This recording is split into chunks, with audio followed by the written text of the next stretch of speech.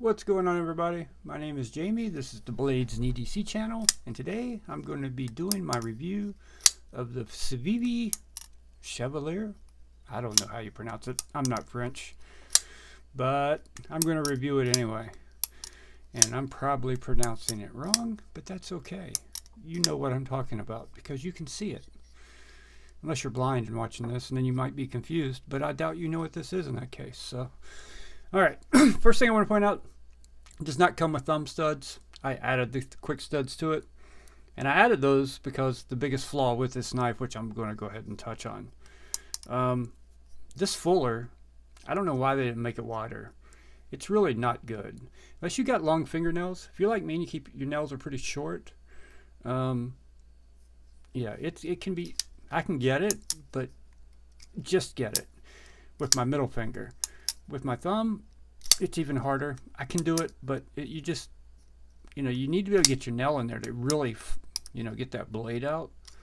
And I don't have long fingernails, so, but with this quick stud, it's much better, much better. And you can put the quick stud up so far up the blade that it doesn't really get in your way of cutting. So that's the downside to thumb studs. When you're cutting through something, sometimes thumb studs can get in your way. And with it being right there where I've got it, it's a perfect ramp for your thumb. So it works great with the thumb studs on it.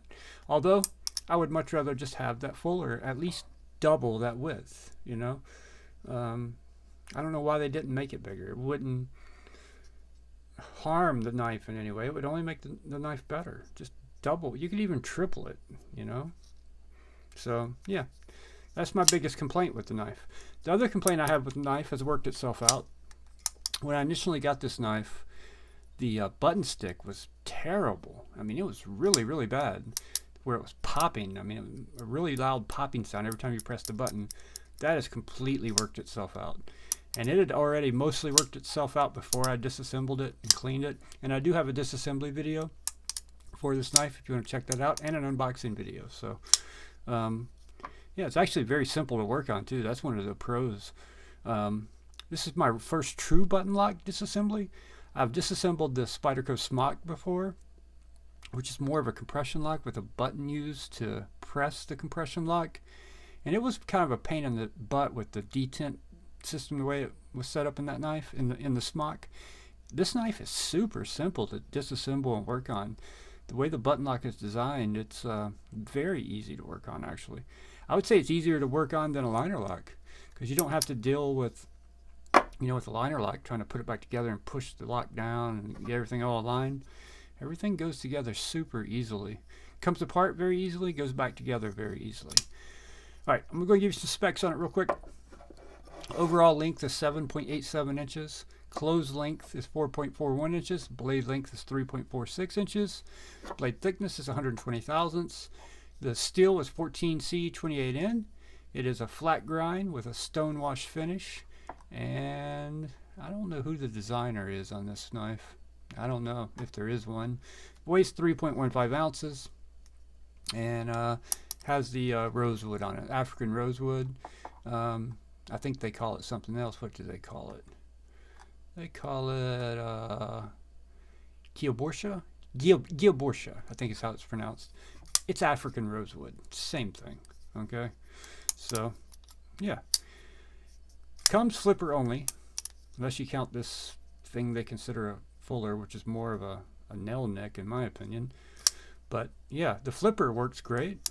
Worked great out of the box. The button stick had nothing to do with the function of the knife or the action of the knife when it was new. I watched some other videos on it, and most people had button stick with it, but it broke in within a few days, and the button stick completely went away. I really like this knife.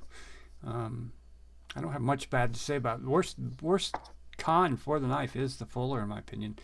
It should have made it a little wider, at least double that width, to where you can really get the meat of your finger in there, catch it. They did leave it sharp up here near the spine on this edge, so that's how you are able to actually get the meat of your finger in it and deploy it if you catch it just right. But it's not the easiest thing in the world to do.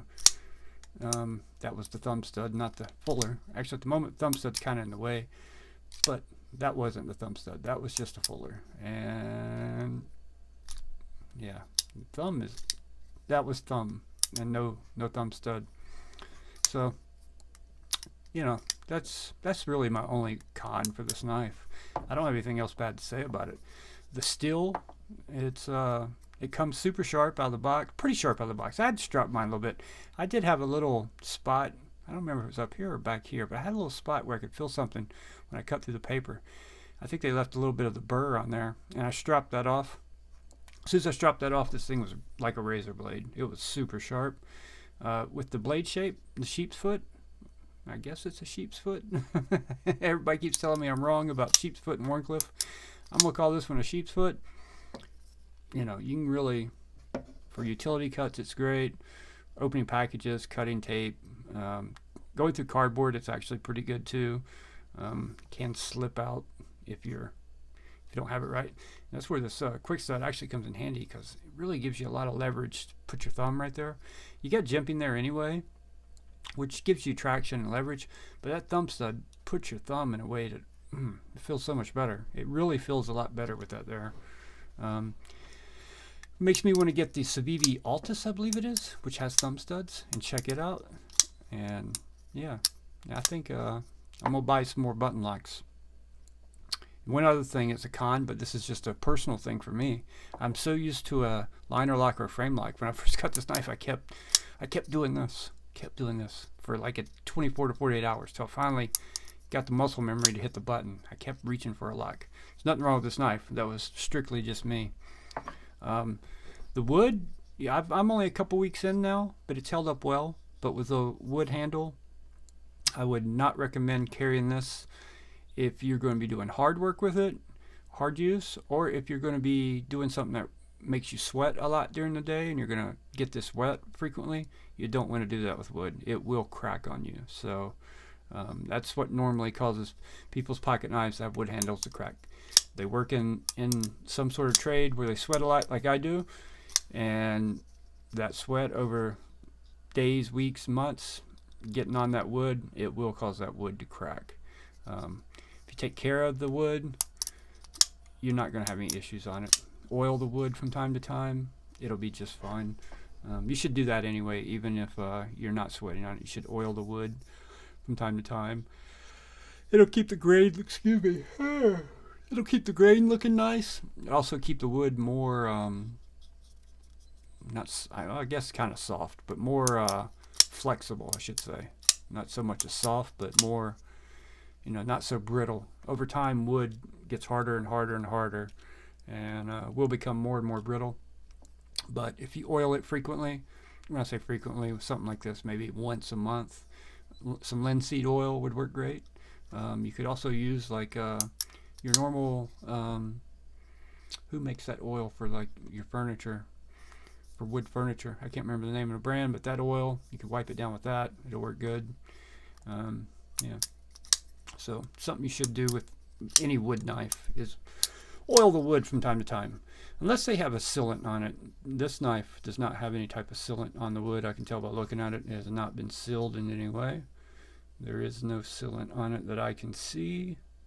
I'm using the reflection off my computer monitor to look. I don't see any kind of sealant on this wood at all. So this is just bare wood that's been sanded with a high grit sandpaper to make it feel very polished and smooth. But yeah, it's beautiful though. It's a really good looking knife. I didn't get one that had the best looking grain with this. This side looks better than the show side in my opinion. That's the great thing about wood knives. Every one of them is going to be different. No one's going to have one that looks just like yours, I recently got this petrified fish with olive wood, and I got a winner with this one. Look at that wood grain, right? But there won't be another one. There will be, every scale they made next to this scale, this grain will progress and get either bigger or smaller, or it'll move this way or it'll move that way depending on the wood. No two will ever be the same. The scale right next to mine will be close, but it won't be identical. And the further they cut up that wood away from this, the more different it's going to be. That's the beauty in wood scales, in my opinion. They're all going to be different. And, I like it. I work with wood every day, so, This reminds me a lot of this. Rosewood, though, more red in this than walnut. This is walnut down here. So, give you a couple size comparisons real quick. Here's another CIVIVI, the CIVIVI Backlash. About the same size as the Backlash. Just, very, very close in size there. Here is the QSP Penguin, which I always use because most people have at least one variation or another of the Penguin.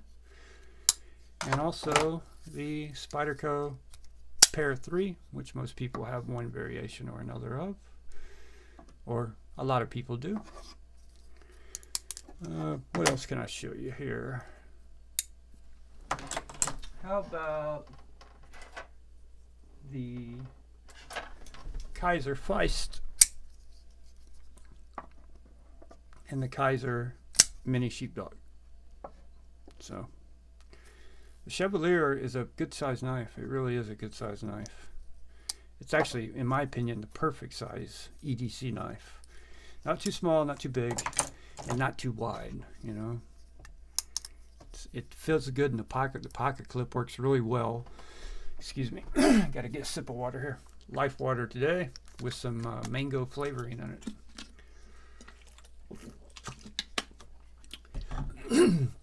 Pocket clip is reversible, but it is tip up only. Pocket clip goes in and out of the pocket perfectly. Something they should have done with this, maybe it's because of how thin these scales are, because if you watch my disassembly video, the liners are not in set, so actually I think they did have room. You can look right here and see how thick the wood is. I don't know why they didn't mill this out to where the pocket clip was flush. The only reason I can think of is because then they'd have to do it on this side, and then you'd have that, milled out area right there. But they could put like a little black filler there with screws in it to hold it there, in case for lefties. But yeah, I think, with wood is one of those materials that's super easy to work with and mill and, do whatever you want to do with it. So, but it doesn't affect the use of this, the performance of the clip. The clip works really well. It's your standard CIVIVI clip, just like every other CIVIVI knife out there. If you've got a CIVIVI knife with a clip, it works just like that. It does what it needs to do. It's not meant to impress or anything. But, with this kind of knife, with the wood, and, I consider this more of a gentleman's type knife, really. That's my opinion. I'd like to see a nicer clip on here. I really would.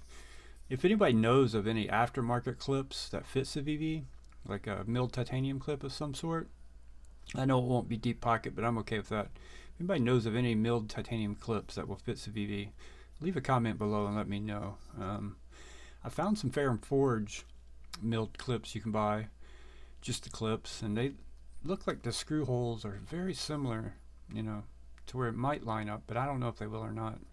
But I would love to throw a milled titanium clip on here, just stone-washed titanium, look like the blade, pretty much.